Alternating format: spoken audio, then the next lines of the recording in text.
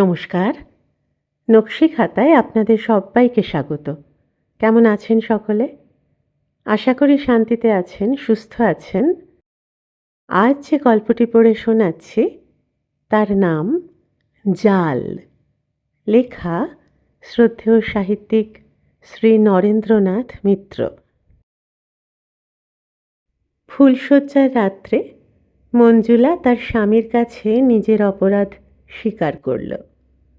রাত তখন প্রায় 1টা। এই দিনই বৌভাতের নিমন্ত্রণ ছিল। প্রণবদের আত্মীয় স্বজন বন্ধু বান্ধবের সংখ্যা অনেক। ছাদের উপর পরপর 3টি বৈঠক বসেছিল। 11টার আগে খাওয়া দাওয়ার পাট চোকেনি। নিমন্ত্রিতরা কেউ খালি হাতে আসেননি, যদিও চিঠিতে লেখা ছিল লৌকিকতার পরিবর্তে আশীর্বাদ প্রার্থনীয়। তবু যারা এসেছেন তারা শুধু ধান দুর্বা দিয়ে আশীর্বাদ করেননি। যারা নিকট আত্মীয় তারা বেশি দামি শাড়ি এনেছেন, কেউ বা আংটি, কেউ বা কানের দুল দিয়ে মুখ দেখেছেন নতুন বউয়ের। প্রণবের অফিসের বন্ধুরা চাঁদা করে টি সেট উপহার দিয়েছে, কেউ বা ইলেকট্রিক হিটার, টেবিল ল্যাম্প। আর বাংলা গল্প উপন্যাস যা উপহার পেয়েছে মঞ্জুলা, তা দিয়ে এক লাইব্রেরি সাজানো যায়। ছোট বড় নিকটের দূরের সবাই বলেছেন চমৎকার সুন্দরী বউ হয়েছে। এমন বউ দত্তদের বাড়িতে আর আসেনি। কিন্তু এত উপহার পেয়ে রূপের এত প্রশংসা শুনেও মঞ্জুলার মনে আনন্দ ছিল না। তার গাম্ভীর্য, তার বিষণ্ণতা মঞ্জুলার 2 ননদ শিখা আর নিতাও লক্ষ্য করেছিল। দুজনেই স্কুলের ছাত্রী। একজন ফার্স্ট ক্লাসে পড়ে, একজন সেকেন্ড ক্লাসে। কিন্তু কথাবার্তায় প্রত্যেকেই যেন একখানি উপন্যাসের নায়িকা। শিখা এসে বলেছে, বৌদি, আজকের দিনে মানে আজকের রাত্রে অমন কাঁদো কাঁদো মুখ করে রয়েছ কেন? বাপ মার কথা মনে পড়ছে বুঝি? মেসোমশাই তো এখানেই আছেন, মাসিমাকেও খবর দিয়ে আনে, কি বলো? নিতা ফিসফিস করে বলেছে, তুই একটা বোকা মেয়ে শিখাদি। বৌদি কি কচি খুকি যে বাপ মার জন্য মন পুড়ছে? বন্ধুর জন্যে। মুখ টিপে হেসেছে নিতা। শিখা ভ্রু কুচকে বলেছে, ফাজিল মেয়ে, পাকা মেয়ে কোথাকার। নিতা বলেছে, বারে, পাকা হলাম কি করে? মেয়েদের বুঝি মেয়ে বন্ধু থাকতে নেই? আমি তাদের কথাই বলছি। জালি দেওয়া পাঞ্জাবি গায়ে প্রণব বারবার এসে বন্ধুদের সঙ্গে পরিচয় করিয়ে দিয়েছে মঞ্জুলার। আমার বন্ধু নির্মল মিত্র, এ পাড়ার নামকরা ডাক্তার। বন্ধুবর নিতাই বসু, সুখ্যাত সেতারে রেডিও আর্টিস্ট। ওর দাদা দীপেন বসু, ইনিও আর্টিস্ট, তবে রেডিওর নন। ঘরে ঘরে সেসব ছবি শোভা পায়। শীতাংশু চাটুর্যে, প্রাবন্ধিক, মুখচোরা মানুষ, কিন্তু কলম খুব ধারালো। গুণী জ্ঞানী বন্ধুর যেন অন্ত নেই প্রণবের। প্রত্যেকের সঙ্গেই মঞ্জুলা ঠিক যন্ত্রের মতো নমস্কার করছিল। সৌজন্যের মৃদু হাসিও এনেছিল ঠোঁটে, কিন্তু কারোরই মুখের দিকে ভালো করে তাকাতে পারেনি, কারোরই নাম মনে রাখতে পারেনি। প্রণবের বান্ধবীরাও কেউ কম গুণবতী নন। তাঁদেরও অসংকোচে স্ত্রীর সঙ্গে পরিচয় করিয়ে দিচ্ছিল প্রণব। সেবা সেন, এমএসসি পাশ করে রিসার্চ করছেন। রুবি সেন, ওই সহদরা, এমএ পড়ছেন বাংলায়। গৌরীগুপ্ত, সম্প্রতি বিলেত ঘুরে এলেন। শিশু মনস্তত্ত্বের উপর থিসিস সবে সাবমিট করেছেন। শিশুদের ওপর ওর এই পক্ষপাতে যুবক বন্ধুরা মর্মাহত। প্রণবের কথার ভঙ্গিতে মেয়েদের হাসির হিল্লোল উঠল, কিন্তু মঞ্জুলা তেমন করে হাসতে পারল না। অবশ্য সবাই ভাবল নতুন বউ অমন অলক্ষেই তো হাসবে। কেউ দেখবে, কেউ দেখবে না। ভিড় ভাঙতে ভাঙতে রাত 12টা। তারপর 2 ননদ মঞ্জুলাকে নিয়ে খেতে বসল, কিন্তু বউয়ের খিদে নেই। মুখরা নিতা বলল, তা তো থাকবেই না, নতুন বউয়ের পেটে খিদে মুখে লাজ তো রাখতেই হবে। ও জেঠিমা, ভাঁড়ারের চাবিটা বৌদির বেনারসির আঁচলে বেঁধে দাও, শেষ রাত্রে কাজে লাগবে। জেঠিমা শুনে মুখ টিপে হেসেছিলেন। থাম নিতু, এবার থাম। কি একখানা মুখই না হয়েছে মেয়ের। ঠাকুরপোকে বলবো এ মেয়েকে যেন ওকালতি পড়ায়। সারা বাড়িতে আলো জ্বলছে, সানাই বেজে চলেছে দোরের কাছে। মেয়েরা যারা এসেছে তারা প্রত্যেকেই এক একটি রঙিন প্রজাপতি, সুহাসিনী, সুভাষিনী আর সুবাসিনীও। কিন্তু হাসি নেই, ভাষা নেই, শুধু মঞ্জুলার মুখে। সবাই ভেবেছে নতুন বউয়ের একটু লজ্জা থাকবে বইকি। লজ্জা হলো মেয়েদের ভূষণ, শুধু সাজসজ্জায় তা পূরণ হয় না। প্রণবও তাই ভেবেছে। বাইরের লোকজন বিদায় নিতে নিতে রাত 12টা। আত্মীয় কুটুম্ব যাঁরা যেতে পারলেন না, মানে যাঁদের যেতে দেওয়া হলো না, পাইকারিভাবে তাদের শোয়ার ব্যবস্থা করতে আরও কিছুক্ষণ সময় কাটল। তারপর প্রণব ঢুকল ঘরে। মঞ্জুলা লক্ষ্য করল তার স্বামী একটু শ্রান্ত, কিন্তু সুন্দর মুখখানা এখনো উৎসাহে ভরা। বছর 25 বয়স হয়েছে, স্বাস্থ্যবান সুন্দর যুবক। বছর 2 আগে ইঞ্জিনিয়ারিং পাশ করে সরকারি চাকরিতে ঢুকেছে। অ্যালাওয়েন্স দিয়ে 400 টাকার উপর রোজগার। বাপ মা ভাই বোনে ঘেরা পরিবারের বড় ছেলে। বিছানাটা সত্যি ফুলে একেবারে ঢেকে ফেলেছে শিখার নিতা। কিন্তু ফুল যত সুগন্ধ আর সুকোমল হোক, তার উপর তো আর শুয়ে পড়া যায় না। শুয়ে ঘুমোনো যায় কিনা সন্দেহ। প্রণবের আশঙ্কা তাতে পিঠের তলায় সুরসুর করে। তাই হাত দিয়ে ফুলের রাশ সরিয়ে প্রণব নিজের জায়গা করে নিল। তারপর মিষ্টি হেসে স্ত্রীর দিকে তাকিয়ে বলল, অনিয়ম টনিয়মে তোমার শরীর বুঝি খারাপ হয়েছে? মন খারাপ হওয়ার আজ কোনো কথাই ওঠে না। স্ত্রীর সঙ্গে এই অবশ্য প্রথম আলাপ নয় প্রণবের। বিয়ের রাত্রে কথাবার্তা হয়েছে, বাসি বিয়ের দিন হয়েছে। তারও 2 মাস আগে বোনেদের নিয়ে কনে দেখতে গিয়েছিল প্রণব। তখনও পড়াশুনো নিয়ে মঞ্জুলাকে কিছু কিছু কথা জিজ্ঞাসা করেছে। 2খানা রবীন্দ্রসঙ্গীতও শুনেছে। এই প্রথম আলাপ নয়। কিন্তু ঘটকালির বিয়েতে যতটুকু আলাপ ইতিমধ্যে হয়, তার তুলনায় যথেষ্টই হয়েছে বলতে হবে। স্বামীর কথার জবাবে মঞ্জুলা মৃদু স্বরে বলল, না, শরীর আমার ভালোই আছে। প্রণব বলল, তাহলে তো মনও ভালো থাকবার কথা। Sound mind in sound body. Bernard Shaw অবশ্য উল্টো করে বলেছেন, সুস্থ মনেই সুস্থ শরীর সম্ভব। কিন্তু তোমাকে সত্যিই কেমন যেন একটু অসুস্থ অসুস্থ দেখাচ্ছে মঞ্জু। তুমি বরং শুয়ে পড়ো, আলোটা অফ করে দিই। কথাটা বলে ফেলে প্রণব নিজেই লজ্জিত হলো। মঞ্জুলা কি ভাবল কে জানে, কিন্তু যথেষ্ট সংযমের পরিচয় দিয়েছে প্রণব।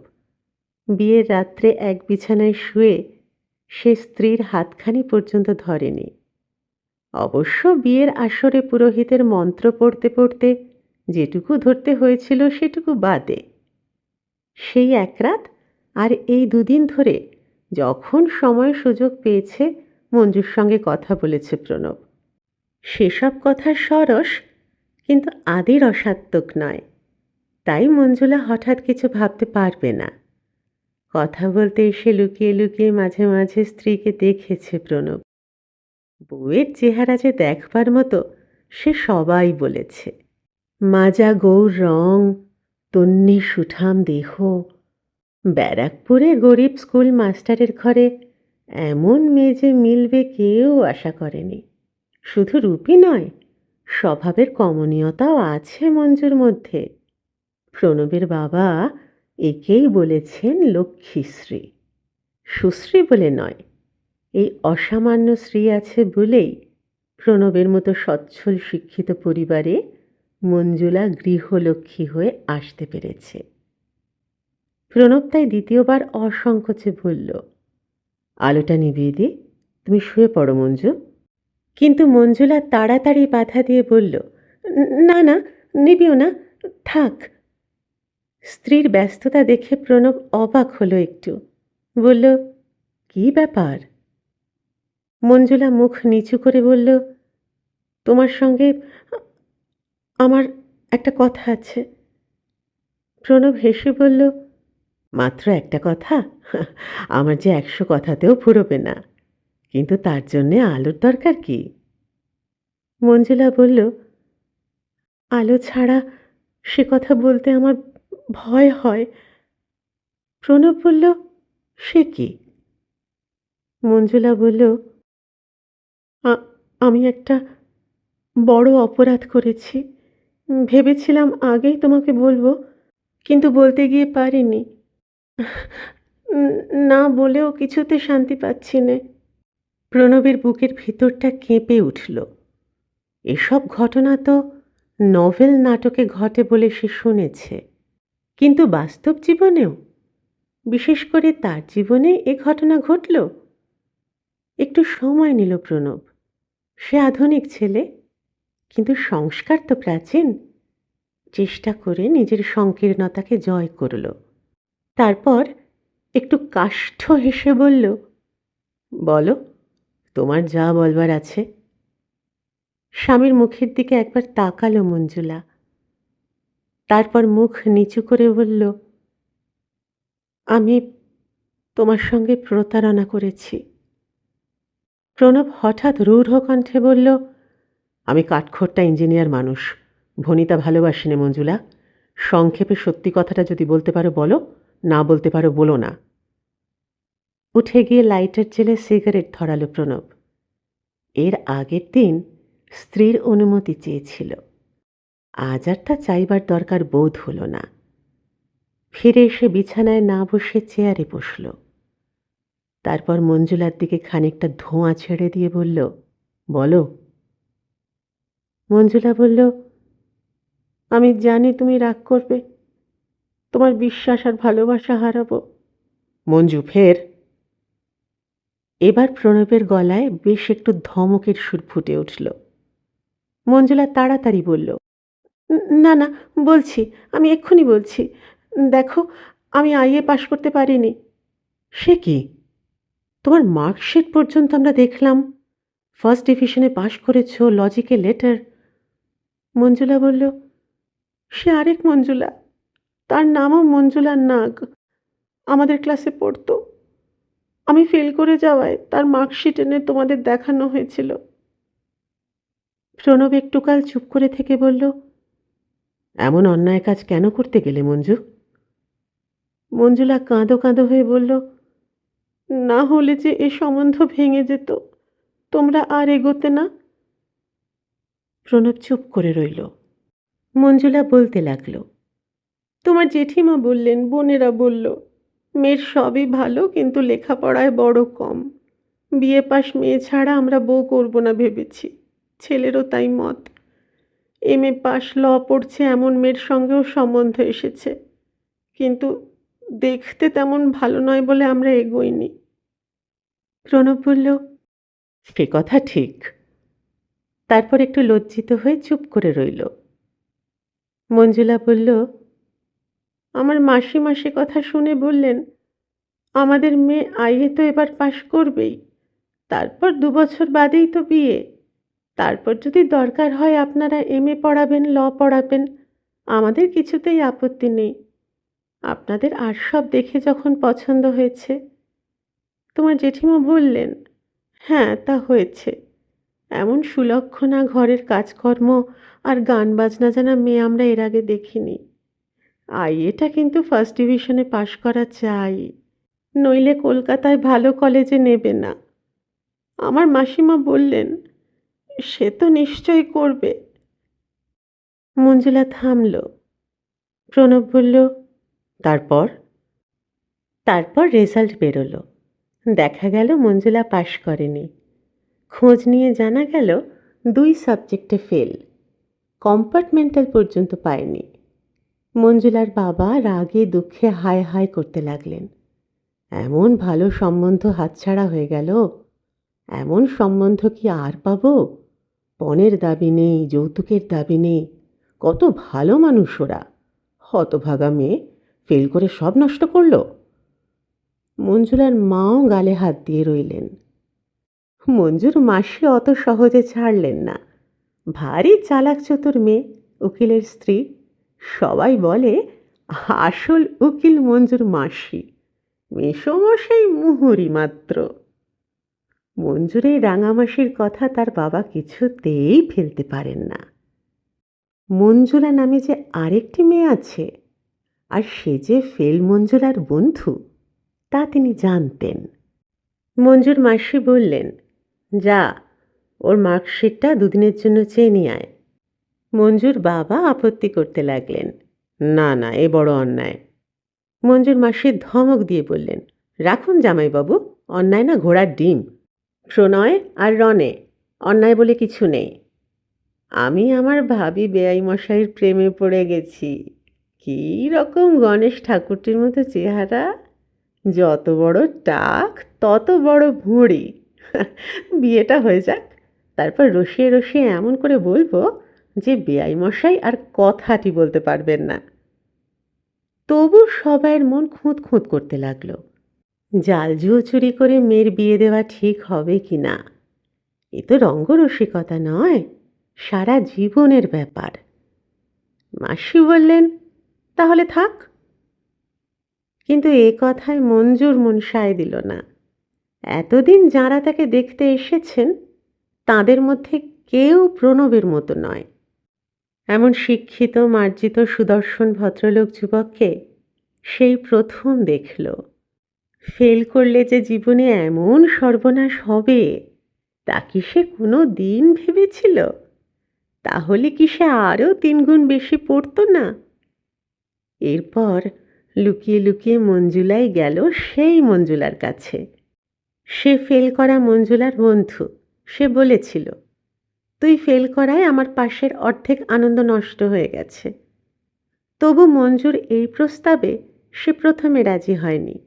ধমক দিয়ে বলেছে, তোর কি মাথা খারাপ? বাংলাদেশে কেবল কি ওই একটি ছেলেই আছে? তোর এত রূপ, একবার কেন 3 বার ফেল করলেও তোর কিছু এসে যাবে না, তুই অনায়াসে বিকিয়ে যাবি। কিন্তু মঞ্জু তখন মরিয়া। সে লজ্জার মাথা খেয়ে বলল, আমি ভাই কেবল ওই এক জায়গায় বিকোতে চাই, তুই আমাকে রক্ষে কর। পাশ করা মঞ্জু বলল, তোর মরাই ভালো, তুই যে সারা জীবনের ফেলের ব্যবস্থা করে রাখছিস। মঞ্জুলা তবু ছাড়ল না। শেষে অবশ্য তার বন্ধু হেসেই বলল, ধার যেমন নিবি, সুদ সমেত ফেরত দিবি, যে সে সুদে হবে না। পাছে গোলমাল হয়, বিয়ের রাত্রে বরপক্ষের মনে সন্দেহ জাগে, সেই ভয়ে মঞ্জুলা আর আসেনি। মাসিও শেষ পর্যন্ত রণে ভঙ্গ দিয়েছেন। প্রণবের বাবাকে সত্যি কথাটা বলতে পারেননি। মঞ্জুর বাবাও বলি বলি করে পিছিয়ে গেছেন। শেষ পর্যন্ত ভার পড়েছে মঞ্জুর উপর। সেই বলুক বরকে, গোপনে গোপনে পায়ে ধরে ক্ষমা চেয়ে নিক। মঞ্জু ছলছল চোখে বলল, ক্ষমা চাইবার আমার মুখ নেই, তুমি আমাকে যে শাস্তি দিতে হয় দাও, শুধু কাছছাড়া করো না। প্রণব চুপ করে রইল। যতটা খারাপ ব্যাপার আশঙ্কা করেছিল, তা না দেখে খানিকটা যেন স্বস্তিই পেল। জালিয়াত স্ত্রী অবশ্য ভালো নয়, কিন্তু অন্নপূর্বা হওয়ার চেয়ে হয়তো ভালো। প্রণব বলল, তোমার সেই বন্ধুর কি খবর? মঞ্জুলা দুঃখের সঙ্গে বলল, তাদের অবস্থা আমাদের চেয়েও খারাপ। তার বাপ নেই, বিধবা মা, অনেকগুলি ভাই বোন। সে দেখতেও খারাপ, কিন্তু ভেবে দেখো তার মন কি উদার। সত্যি, এমন ভালো মেয়ে আমি আর জীবনে দেখিনি। এমন বন্ধু আমার আর নেই। প্রণব বলল, বন্ধুই বটে, তার সঙ্গে আমার আলাপ করিয়ে দেবে? মঞ্জুলা বলল, দেব, তবে সুদ হিসেবে কিন্তু দিতে পারবো না। দুষ্টু বলে এক হাতে স্ত্রীকে কাছে টেনে নিতে নিতে প্রণব আরেক হাতে বেড সুইচটা অফ করে দিল। গল্পটি শেষ হলো। কেমন লাগলো জানাবেন। যদি ভালো লাগে চ্যানেলটি সাবস্ক্রাইব করে আমার পাশে থাকবেন। নকশি খাতাকে আপনার নিজের করে নেবেন। সকলে খুব ভালো থাকুন, আনন্দে থাকুন, সুস্থ থাকুন, পরিবারকে নিয়ে শান্তিতে থাকুন। শিগগির দেখা হচ্ছে আরেকটি গল্প নিয়ে। আজ আসি।